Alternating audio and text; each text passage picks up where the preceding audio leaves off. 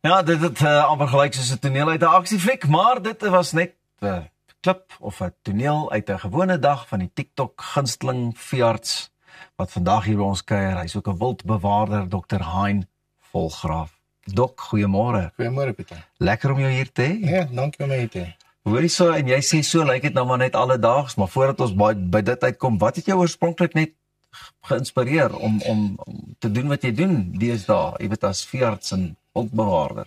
Vandat ek kon onthou waar ek 'n veearts geword het en my ma het eintlik nou eendag weer vir my gesê, toe ek nog 'n jong laaitjie was, het ek vir haar gesê, mamma, as ek eendag groot is, gaan ek helikopter hê en ek gaan vlieg van plaas tot plaas en diere red. En hier sit ek, 2 praktyke later, met 2 ongelooflike vennote, Dr. Jan Karel Limbach en Anita, sy vrou, en ek vlieg van plaas tot plaas en red diere. Ek is ongelooflik geseën. Ja, wat jy spreek saam met jou geweersele mos, net so. Jy werk ook daagliks met gewonde diere en jy weet dikwels as gevolg van stropery en dies meer. Wat er ook die afgelope jare wat vir jou nogal uitgestaan, wat nou nogal regtig vir jou 'n bietjie weer hoop gegee het? Daar is soveel gevalle en een ding wat ek net vir jou wil sê is die stroopers is wreed. Hulle is regtig wreed. En een onlangse geval wat ons gedoen het nou, is daar is op een van die reservate is daar 'n koalisie leeumannetjies. En die boetie is toe nou in 'n struik gevang en natuurlik het hulle hom nou met spiese doodgegooi en die bene is verkoop. Maar die ander koalisie mannetjies het toe nou die alleen boetie toe nou natuurlik getakel en hom verskeer en die kruisligamente is af. En die man het dan maar begin agteruit gaan, hy kan nie prooi vang nie en ons het hom toe eventueel opgespoor.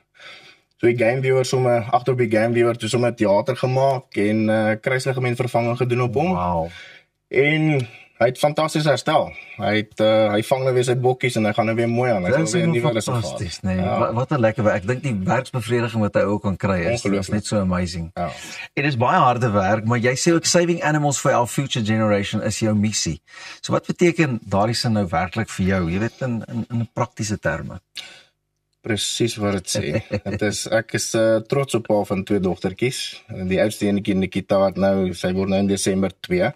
Papa. Sy het al die groot 5 saam mee gedoen, helikopter gevlieg en die liefde wat ek in haar oë sien as sy saam mee is en met die diere werk, kan ek nie anders as om dit vir haar te probeer bewaar nie. En ek meen die Here het ons op die aarde gesit om na sy diere te kyk. So elkeen van ons, dis ons verantwoordelikheid om dit te spaar vir die volgende generasie. So ja, dis vir my baie belangrik. En jy weet my mond raak sommer droog as ek ook hoor dat hulle sê nee, hierdie spesies raak bedreig of dit raak bedreig.